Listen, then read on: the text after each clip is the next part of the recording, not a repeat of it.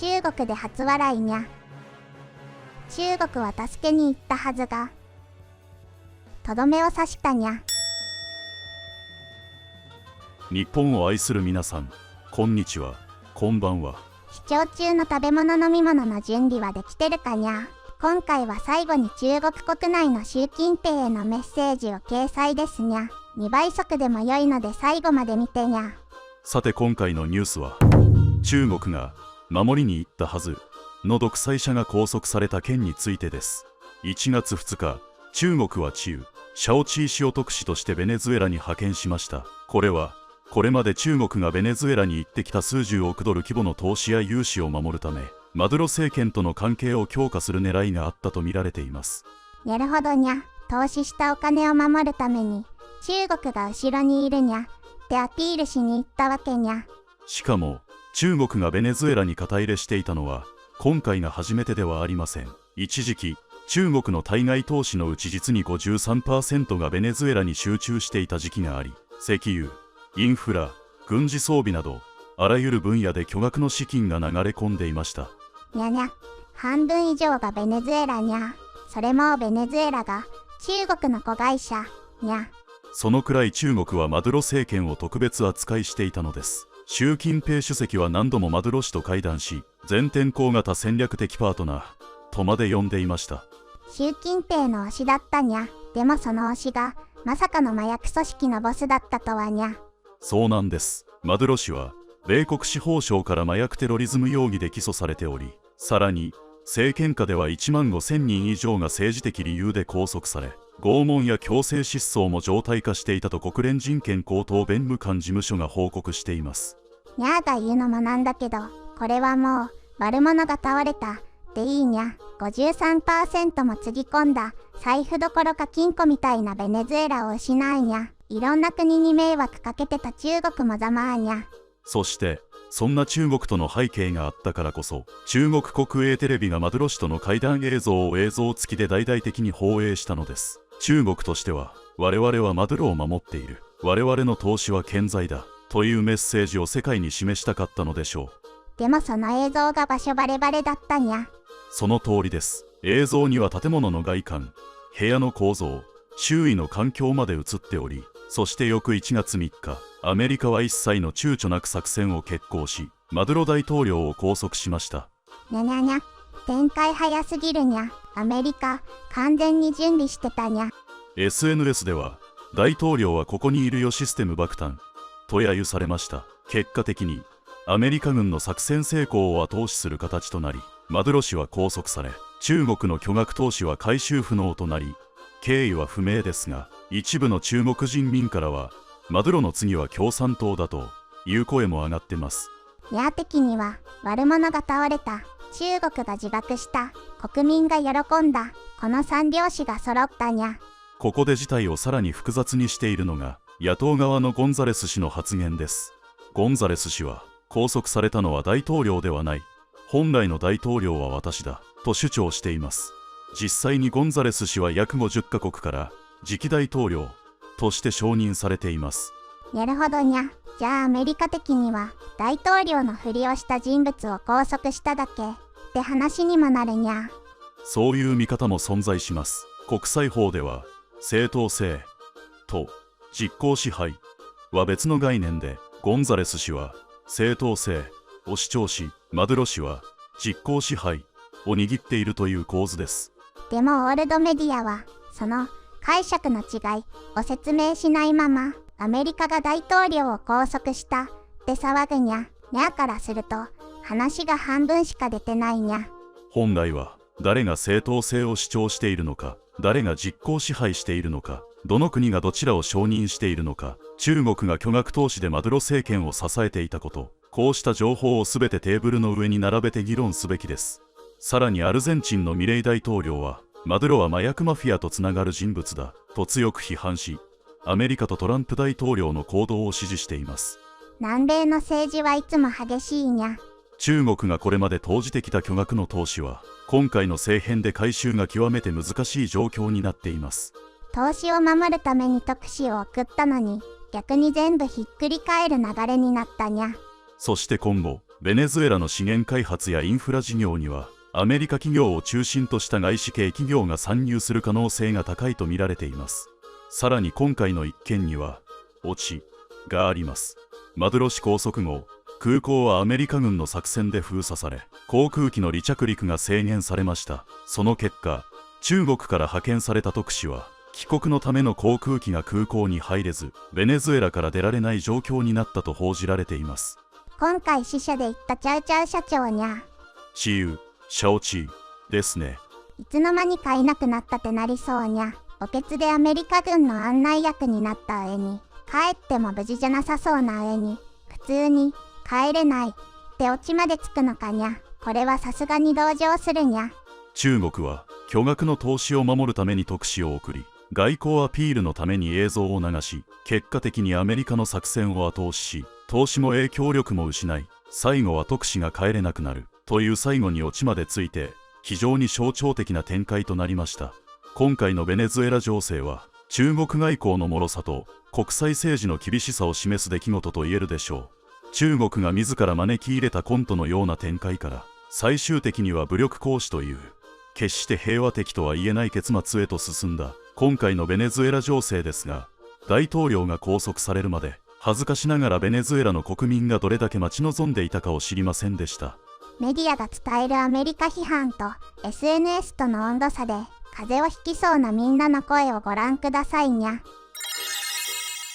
ベネズエラの人々が涙を流し、米軍に感謝しながら独裁の終わりを祝う姿を見て胸が締め付けられました。調べてみると、マドゥロ政権下では少なくとも1万5,000人以上が政治的理由で拘束され、今も数百人が政治犯として収監されていると知り、その涙の意味が分かった気がしました。日本の報道は介入批判ばかりで、この背景をほとんど伝えません。戦争は良くない。でも、自由を取り戻した人々の涙には、どうしても心が動かされます。報道の温度差に戸惑いながらも、あの歓喜は確かに本物だと感じました。ベネズエラの人たちが米軍に感謝し、独裁の終わりを涙で喜ぶ映像を見たとき、日本のニュースとの温度差に驚きました。テレビでは相変わらず、トランプが、という批判ばかりで、またかという気持ちになりました。日本で流れているアメリカの大手テレビ局はほとんどが反トランプ寄りだと知り、報道が必ずしも正しいことだけを伝えているわけではない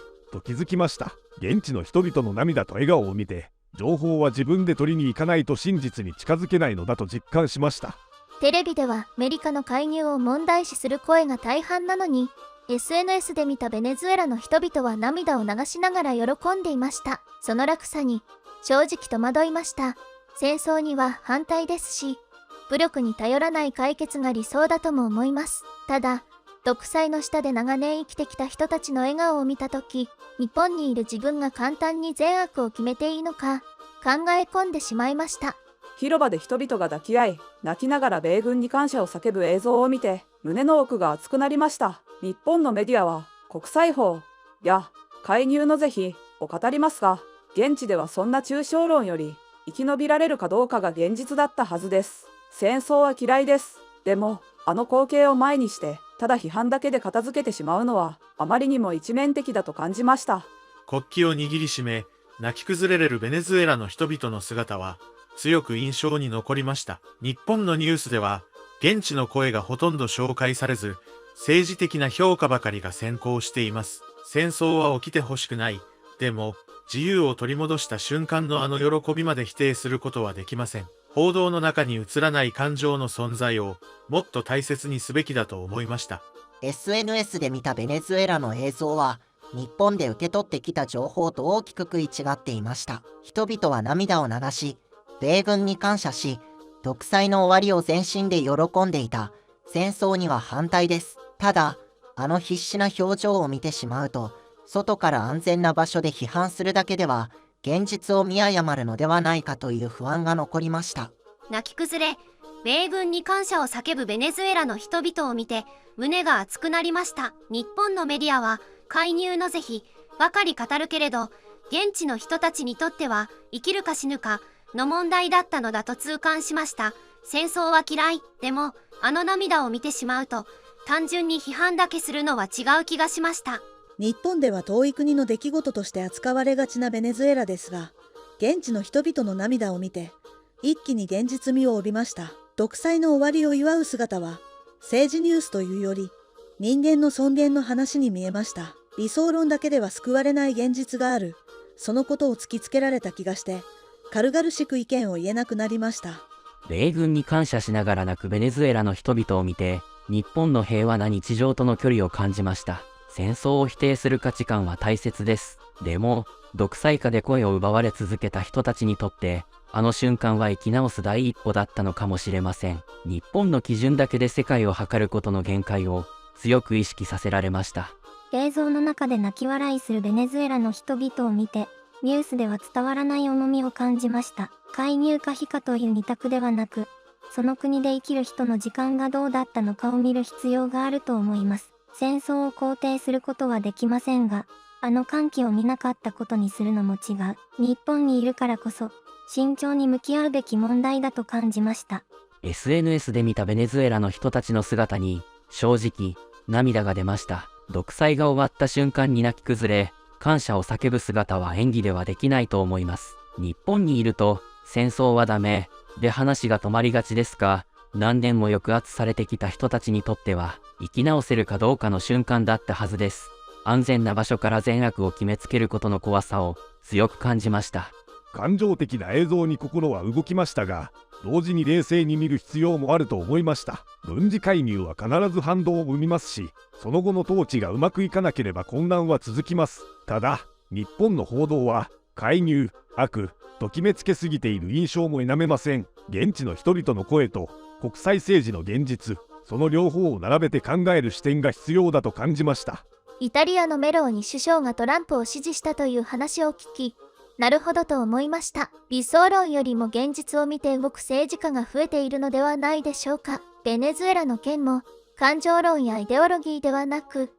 誰が実際に人々の生活を変えたのかで評価すべきだと思います。ヨーロッパでも空気が変わりつつあるのを感じました。日本のテレビを見ていると、米軍、悪、介入、最悪という論調ばかりで、正直ついていけなくなりました。一方で SNS に流れてくる現地の映像は全く違う現実を映しています。どちらが正しいかではなく、なぜ日本のメディアはあの歓喜をほとんど伝えないのか、その姿勢自体に強い違和感を覚えました。今回の流れで中国の影響力が少しでも弱まるなら、日本にとっては悪い話ではないと思っています。中国はこれまで独裁国家を支え、自国の都合を優先してきました。ベネズエラがその一角だったことを考えると、この変化は地政学的にも意味がある。理想論ではなく、現実として中国の力がそがれることを期待しています。一方で、中国の国内情勢が悪化すれば、外に向かって強硬姿勢を取る可能性もあるのではと不安になります。歴史を見ても、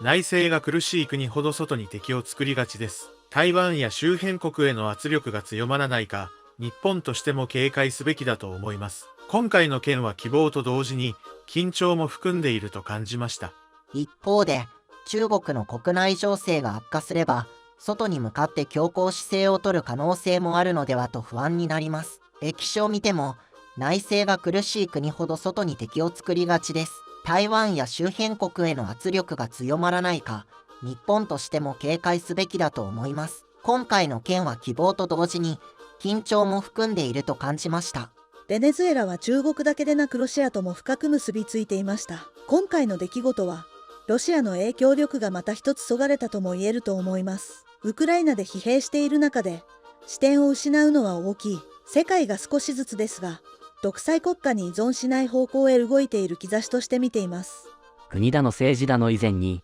あれだけ多くの国民が喜んでいる事実は重いと思います。もし自分が長年抑圧され、声も上げられない立場だったら、同じように泣いて喜んだはずです。安全な日本から正義を語るのは簡単ですが、当事者の感情を無視していい理由にはならないと思いました。今回の映像を見て感じたのは、正しさは立場で変わるということです。日本の報道、アメリカの行動、現地の歓喜、そのどれもが同時に存在している。だからこそ一つの視点に寄りかかるのは危険だと思いました。少なくとも、喜んでいる人たちの声をなかったことにする社会ではあってほしくないです。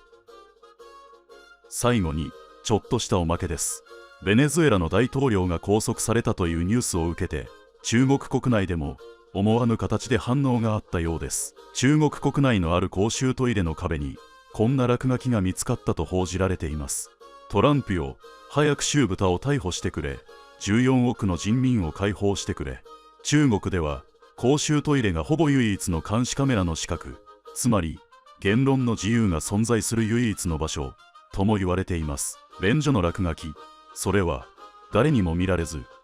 誰にも止められず、それでも誰かに届いてほしいという静かな叫びなのかもしれません。中国が守ろうとした独裁者は拘束され、中国の巨額投資は無産し、国民の怒りは誰にも見られない公衆トイレの壁に刻まれる。にゃ的にはもうコントにゃ。でも笑えない現実にゃ。情報があふれる時代に本当に見るべきものは何か、本当に信じるべき声はどこにあるのか、それを問い直すのは私たち自身なのかもしれません。というわけで、にゃたちのチャンネルでは報道の裏側と猫の本音を毎回お届けしてるにゃ。気に入っていただけたらぜひチャンネル登録と高評価をお願いします。にゃーのチュール台にもなるにゃ。いや、ならないけどにゃ。それではまた次回のニュースでお会いしましょう。にゃんぽじ事局でしたにゃ。